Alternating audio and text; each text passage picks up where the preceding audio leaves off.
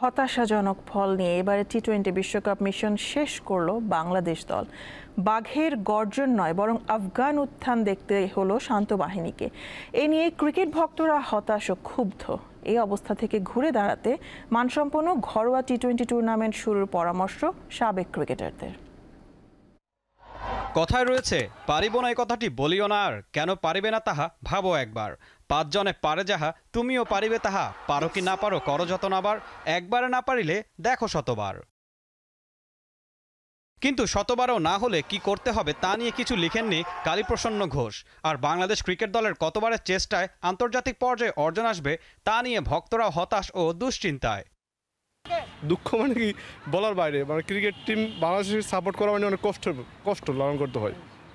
একটা পরিস্থিতি, আমরা বাঙালি তো আমাদের আবেগটা একটু বেশি কাজ করে, কারণ আমরা বাঙালি, আমরা যেটুকু আমাদের প্লেয়াররা না পারে তার থেকে বেশি আমরা আশা করি। আফগানিস্তানের বলাররা ব্যাটসম্যানদেরকে রিড করে বল করতে পারে, আর আমাদের ব্যাটসম্যানদের সবচেয়ে ল্যাকিংস হচ্ছে তারা বলারদের রিড করে ব্যাটিংটা করতে পারে না বা হার্ড হিটিংটা করতে পারে না। টি-20 বিশ্বকাপকে ঘিরে কোচ হাতুড়ুর মস্তিষ্কে কি ছিল সেটা তিনি ভালো বলতে পারবেন। তবে দীর্ঘদিন ধরে ক্রিকেট খেলা বাংলাদেশ দলের এখন কি লক্ষ্য হওয়া উচিত, এমন প্রশ্ন ছিল সাবেক জাতীয় দলের ক্রিকেটারের কাছে।